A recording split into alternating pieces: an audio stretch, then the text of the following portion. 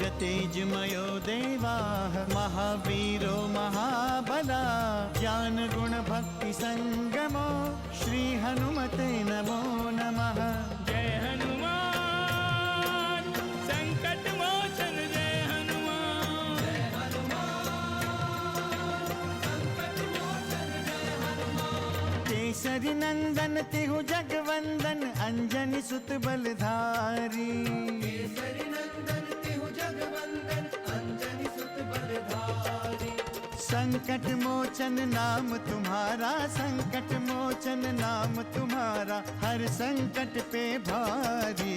जय हनुमान संकट मोचन जय हनुमान। जय हनुमान संकट मोचन जय हनुमान। संकट उसके निकट न आवे ले जो शरण तुम्हारी। संकट उसके निकट न आवे ले जो शरण तुम्हारी।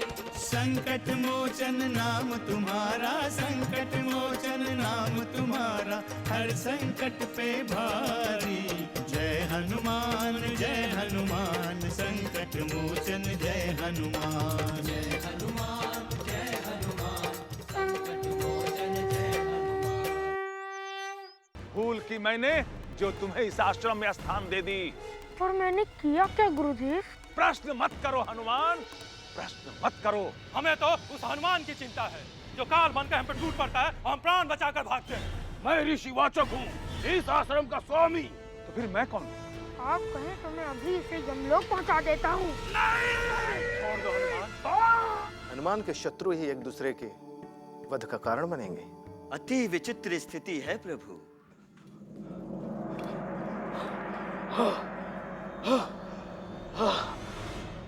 क्यों आ गए? कर दिया वध उसका? बस एक चूक हो गई भैया, वरना आज अवश्य उसका वध हो ही जाता। किंतु उसका वध मैं ही करूंगा। कैसी चूक हो गई तुझसे? मैं उसका वध करने ही वाला था कि ऋषिवाचक वहां पहुंचे। अच्छा, यानी तुम ऋषिवाचक से डर गए। ऋषि से कौन डरता है भैया?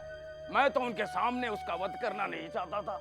इसका अर्थ ये हुआ कि तुमने उस बालक पे दया कर दी। दया नहीं की है, उसे थोड़ा समय दिया है। तुम्हें क्या हुआ? अरे ये क्यों नहीं कहते कि उस बालक ने तुझ पे दया कर दिया, वरना आज तेरा वध हो जाता। तुम्हें जो सोचना है सोच लीजिए भैया, जो सत्य था मैंने कह दिया। सत्य क्या है मुझे अच्छी तरह ज्ञात है दुदुम्बी। तुम तो ऐसे कह रहे हो जैसे तुमने वहां सब कुछ देखा है। हाँ, मैं तुझे देख रहा था। तू गया था वहां उस ऋषिवाचक की भेष में। तुमने उस बालक की गला उठाने की कोशिश की, फिर तूने कटार से प्रहार करने की चेष्टा की, लेकिन तुम कुछ नहीं कर सके। क्या तुम मुझे देख रहे थे? अब और किसी प्रमाण की आवश्यकता है तुझे? सच तो यह है कि उस बालक को कोई देवी शक्ति प्राप्त है जो हमारी शक्ति से परे है। उस बालक को परास्त करने के लिए हमें उचित समय की प्रतीक्षा करनी होगी। हम बालिका भी वध कर नहीं पा रहे हैं भैया।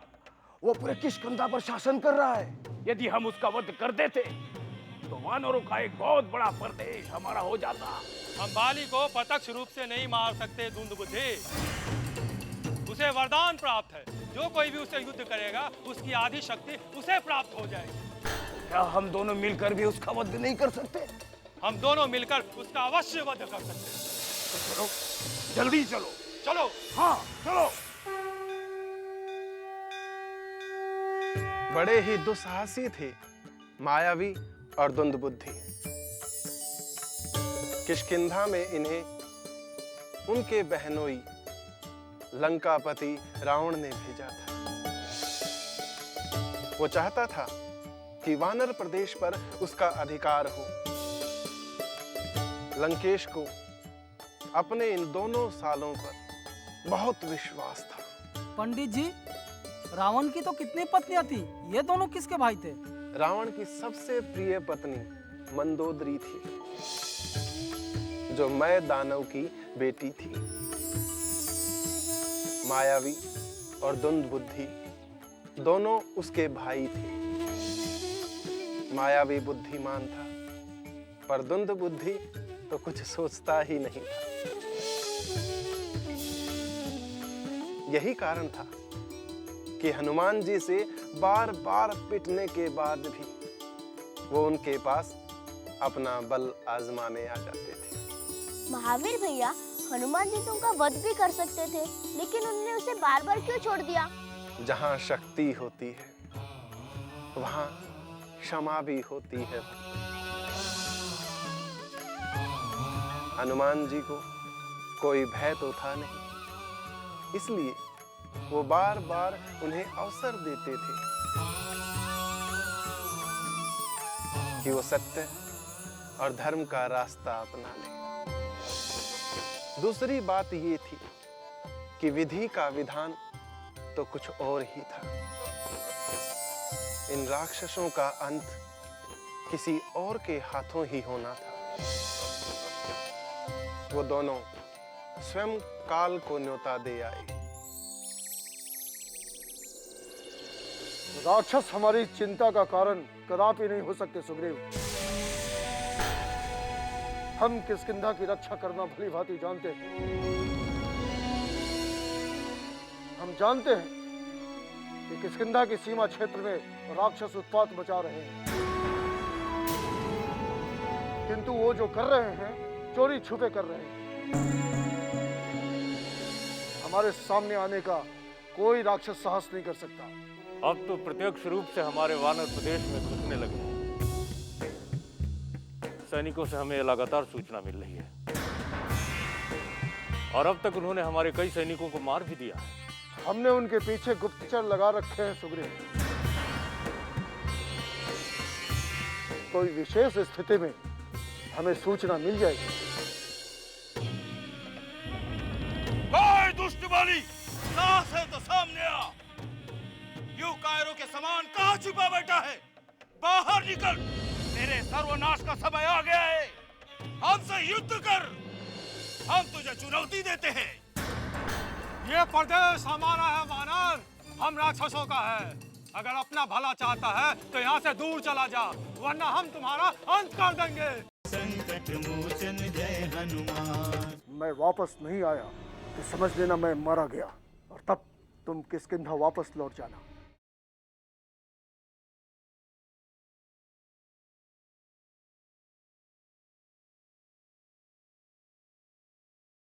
संकट मोचन जय हनुमान।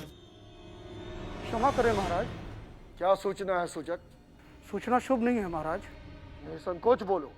मायावी और दुदुम्भी ने हमारे कई सैनिकों को मार डाला है महाराज, और वो हमारे राजमहल तक आ गए हैं। उनका यह दुस्साहस! अब विचार करने का समय नहीं है भ्राता, शीघ्र चलिए। नहीं, तुम सब यहीं रुको। हम अकेले उसका वध करेंगे। वाली को चुनौती देने वाला संसार में आज तक कोई जन्मा नहीं है। मैं उनका वध करके ही वापस लौटूंगा। मैं आपको अकेले नहीं जाने दूंगा भ्राता, मैं भी आपके साथ चलूंगा। कोई आवश्यकता नहीं है। ये आपकी नहीं, मेरी आवश्यकता है भ्राता।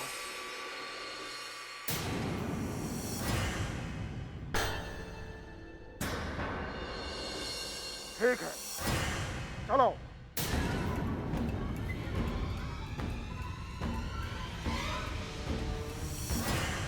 लगता है दोनों वानर आ रहे हैं। चलो यहाँ से निकल चलते हैं। ये लोग हमारा पीछा करते हुए हमारे पीछे आएंगे। उचित स्थान पर हम इनका वध कर देंगे। चलो चलो। ये तो भाग रहे हैं भ्राता। भाग कर जाएंगे कहाँ? ये लोग अपनी मृत्यु को आमंत्रित किए हैं। मैं उनका वध कर दूंगा, समूल नाश कर दूंगा उनका। आओ।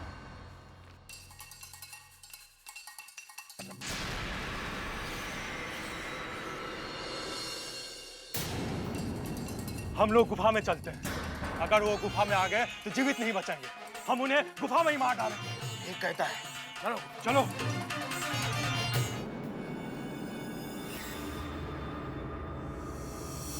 अब क्या होगा भ्राता? हम एक बार जो सोच लेते उसे अधूरा नहीं छोड़ते सुग्रीव। हम इनका वध कर देंगे। परंतु कैसे? हम गुफा में जा रहे हैं। तो चलिए, हम भी आपके साथ चलते हैं, क्योंकि हम आपको अकेला नहीं छोड़ सकते भ्राता। यदि आपको कुछ हो गया तो मेरा तो जीवन ही निरर्थक हो जाएगा। नहीं, तुम यहीं ठहरो। क्या करूंगा यहाँ रह के? यदि आपके साथ रहकर मैं मारा भी जाऊं तो मेरी आत्मा को बड़ी शांति मिलेगी भ्राता। भावनाओं में यथार्थ को मत भूलो सुग्रीव। भ्राता, आप जिसे भावना कह रहे हैं वो मेरा यथार्थ है। मुझे मत रोकिए भ्राता। यदि मेरी मृत्यु हो जाए तो किष्किंधा राज्य का अंत हो जाएगा। इसे देखने वाला कोई शेष नहीं रहेगा। राज्य का कोई उत्तराधिकारी भी नहीं होगा। आप ऐसा मत कहिए भ्राता। किष्किंधा आपका है और आपका ही रहेगा। नहीं सुग्रीव, राक्षसों के साथ युद्ध का परिणाम निश्चित नहीं है। या तो मैं मारा जाऊंगा या वे मारे जाएंगे। इस युद्ध का कोई और परिणाम नहीं हो सकता, ये तुम भी जानते हो। मुझे पूर्ण विश्वास है भ्राता कि वो दोनों राक्षस आपके हाथों अवश्य मारे जाएंगे। तो तुम यहीं उनकी मृत्यु की प्रतीक्षा करो। यदि 15 दिनों तक मैं वापस नहीं आया तो समझ लेना मैं मारा गया। तब तुम किष्किंधा वापस लौट जाना।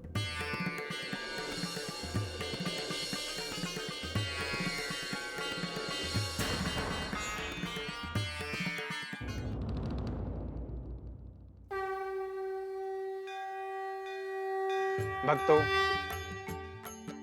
बाली ने सुग्रीव को कहा था, तुम 15 दिनों तक प्रतीक्षा करना। यदि मैं लौट कर नहीं आऊं तो समझ लेना कि मैं मारा गया। किंतु सुग्रीव ने पूरे 1 महीने तक प्रतीक्षा की। गुफा के अंदर से चीखने चिल्लाने की आवाजें आती रही। एक दिन गुफा से खून की धारा बाहर निकली। सुग्रीव की हालत खराब होने लगी। वो समझ गया कि उसका भाई मारा गया। अब उसकी प्रतीक्षा करने का कोई मतलब नहीं। सुग्रीव ने सोचा कि बाली को मारने के बाद राक्षस गुफा से बाहर निकलेंगे और उसे भी मार डालेंगे। भाई के वियोग में आंसू बहाता उसने गुफा के द्वार पर एक बड़ा सा पत्थर रख दिया और भाई के कहे अनुसार किष्किंधा का राजपाट संभाल लिया। किंतु कुछ दिनों बाद ऋषि वाचक को सूचना मिली।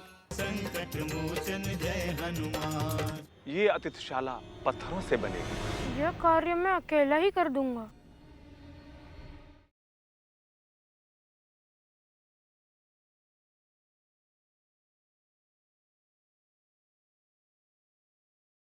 संकट मोचन जय हनुमान।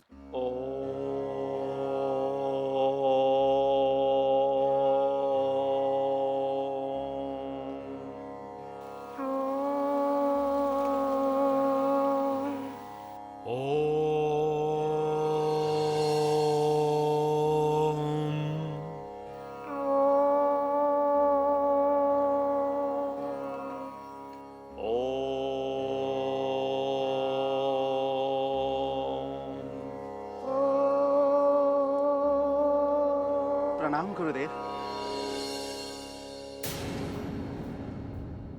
शुभ सूचना है गुरुदेव, अति शुभ सूचना है।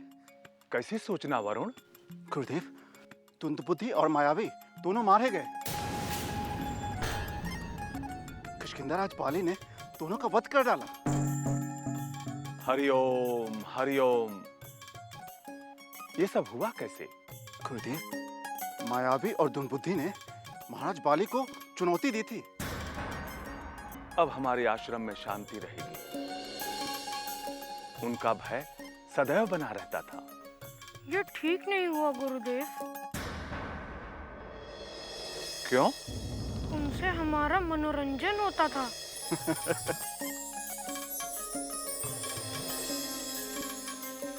हनुमान, यहाँ तुम्हारा मनोरंजन होता था, पर उनके ऊपर क्या बीती होगी जिनके पास तुम्हारे जैसा वीर हनुमान नहीं है। वे अपनी रक्षा कैसे करते होंगे? दोनों राक्षसों ने न जाने कितने आश्रम उजाड़ दिए, न जाने कितने ऋषियों का वध कर दिया। गुरुदेव, आज तो उत्सव का दिन है। यदि आप आज्ञा दे तो। नहीं, हम उत्सव नहीं मनाएंगे, अपितु किसी शुभ कार्य का आरंभ करेंगे। कौन सा शुभ कार्य गुरुदेव? हनुमान, बहुत दिनों से मैं इस आश्रम की अतिथिशाला के संबंध में सोच रहा था। क्यों ना आज हम उसकी नींव डाल दें? जब तक वो अतिथिशाला रहेगी, तब तक आज का दिन याद रहेगा। गुरुदेव, इसके लिए हमें क्या करना होगा? ये अतिथिशाला पत्थरों से बनेगी। तुम सबको उचित मात्रा में पत्थर लाना होगा। यह कार्य मैं अकेला ही कर दूंगा।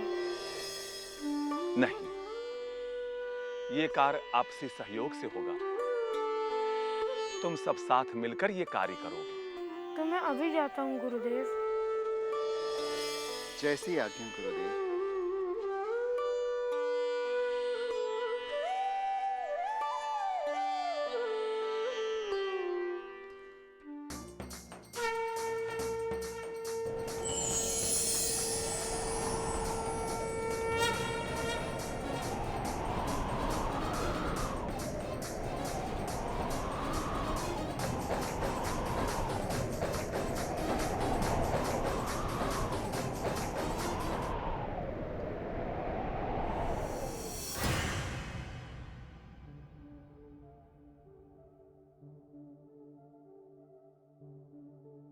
छोटे छोटे पत्थरों से कैसे अतिथिशाला का निर्माण होगा?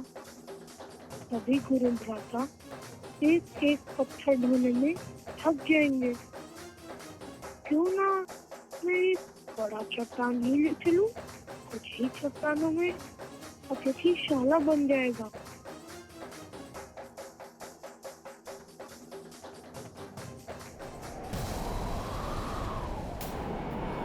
संकट मोचन जय हनुमान।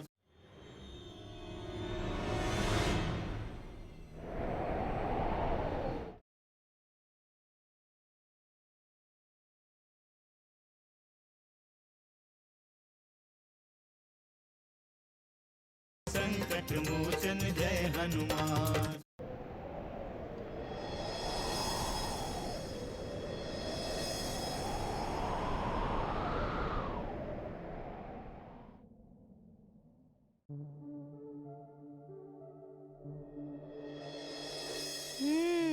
ये ठीक रहेगा।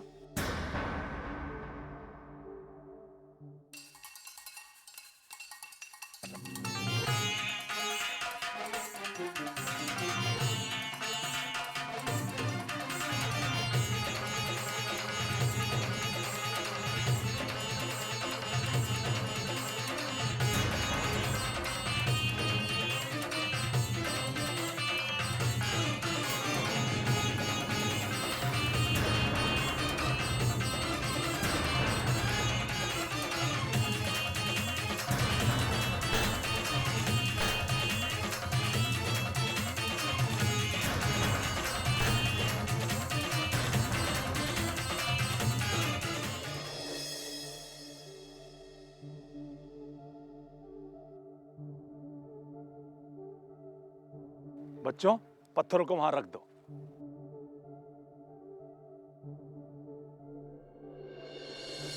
गुरुदेव, गुरुदेव, हनुमान, हनुमान, हनुमान!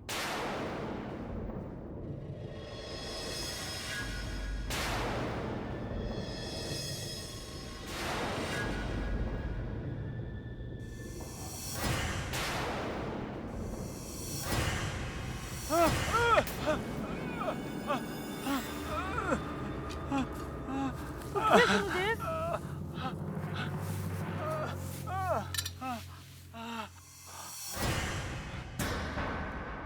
हनुमान, क्या है ये सब? क्या है ये सब? किसने कहा था तुमसे इतना बड़ा चट्टान लाने के लिए? किसने कहा था? उत्तर दो हनुमान, उत्तर दो। क्षमा करें गुरुदेव। राक्षसों के इतने उत्पात के बाद भी आश्रम की ऐसी दशा नहीं हुई थी। क्या तुम अपनी शक्ति का प्रदर्शन करने आए हो? क्या ये दिखाना चाहते हो कि तुम्हारे जैसा बलि कोई नहीं है? मैं सब ठीक कर देता हूँ गुरुदेव। तुम्हें कुछ नहीं करना है। आश्रम के द्वार तुम्हारे लिए सदा के लिए बंद हो गए, बंद हो गए, बंद हो गए, बंद हो गए।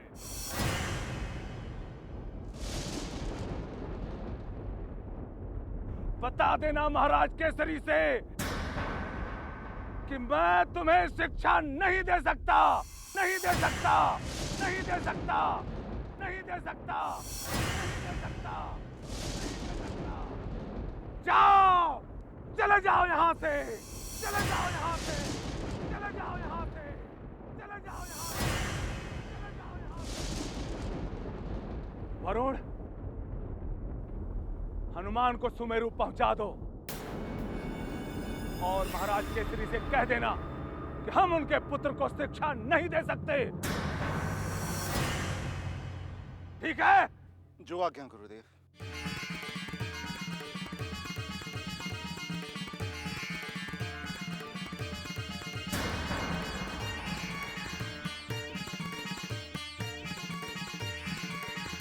हनुमान,